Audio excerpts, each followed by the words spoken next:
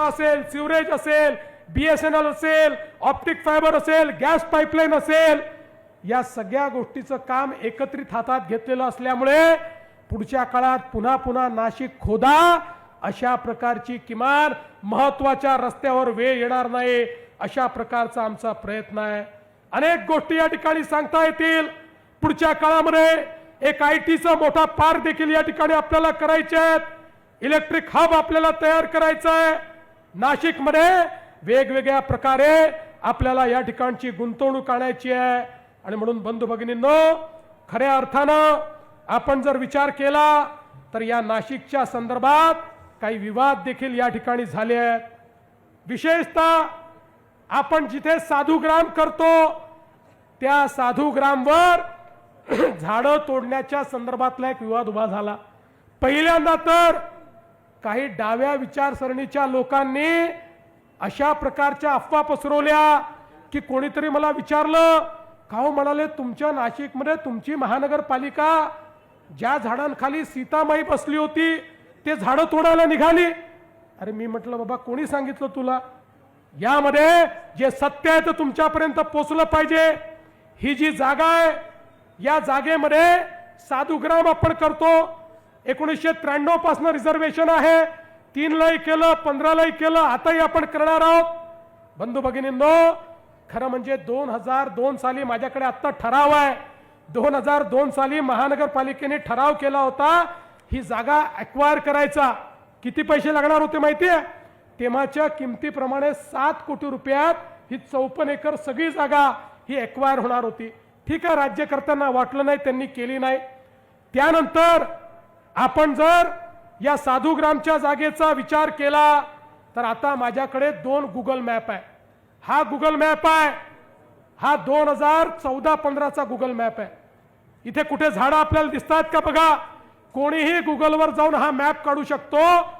हा 2014-15चा Google map आहे आणि हा 2020-21चा गुगल मॅप आहे आणि त्यानंतर 25चा हा 2023-24चा गुगल मॅप आहे।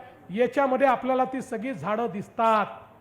ही जी झाडं आहेत ना या ठिकाणी लागलेली, ज्यावेळी या महाराष्ट्रामध्ये 50 कोटी वृक्षारोपणाचा आपण निर्णय केला आणि त्याआधी आपल्याकडे आपण ज्यावेळेस जागा शोधून काढल्या कुठे वृक्षारोपण करायचं आहे, नाशिक महानगरपालिकेत आपली सत्ता होती, आपल्या लोकांनी निर्णय केला की या ठिकाणी वृक्षारोपण करायचं, रिकामी जागा आहे आणि म्हणून आपण त्या ठिकाणी वृक्षारोपण केलं। ती ही वृक्ष आहेत, त्यातली काही मोठी जुनी वृक्ष आहेत, काही आपण वृक्षारोपण केलेली आहेत आणि काही झुडपं आहेत। पण मी तेवढंच सांगून तुम्हाला थांबणार नाही। माननीय राजसाहेब, उद्धव साहेब हे या ठिकाणी येऊन गेले। या महानगरपालिकेवर ज्यावेळेस त्यांचं राज्य होतं त्यावेळी 16/4/2016 हा महानगरपालिकेचा ठराव आहे। 16/4/2016 राजसाहेब आपले महापौर होते, आपली महानगरपालिका होती आणि त्या ठिकाणी काय म्हटलंय, 54 एकर जागा विना वापर पडून आहे। त्याच्यावर खुले महांतळ, मनोरंजन, सर्कस, खेळाचं मैदान, वेगवेगळ्या प्रकारचे उत्सव या सगळ्या करता आणि मग चौपाटी, नवीन नर्सिंग कॉलेज या सगळ्या करता याचा उपयोग करून यातनं पैसे महानगरपालिकेला कमवता येतील म्हणून कमर्शियल उपयोग करण्याकरता माननीय राज ठाकरे साहेब महानगरपालिकेत आपली सत्ता असताना 16/4/2016 रोजी तुम्ही हा ठराव केला। त्यानंतर आमची सत्ता आली। आमची सत्ता आल्यानंतर आम्ही कमर्शियल वापर नाही केला, आम्ही त्या ठिकाणी झाडं लावली आणि झाडं लावून त्या ठिकाणी त्याला हिरवगार केलं। आणि आज पुन्हा एकदा सांगतो, गिरीश भाऊंनी सांगितलंय आम्हाला कुठली मोठी झाडं तोडायची नाहीत, काही झुडपं आहेत ती झुडपं त्या ठिकाणी तोडायची आहेत। पण त्याही संदर्भात आता उच्च न्यायालयामध्ये केस चाललेली आहे, त्यामुळे उच्च न्यायालयाचा जो निर्णय असेल आम्हाला मान्य असेल। आम्ही झाडं लावणारी लोक आहोत। मी गिरीश भाऊंचं अभिनंदन करेन।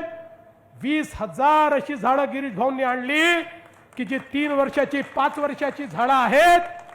पुढच्या 5 वर्षामध्ये ज्या ठिकाणी झाडं लागली आहेत तिथे जाऊन भेटल्यानंतर असं आपल्याला वाटेल की 20 वर्षापूर्वी हे वन लावलं आहे का, अशा पद्धतीनं त्या ठिकाणी त्यांनी काम केलंय.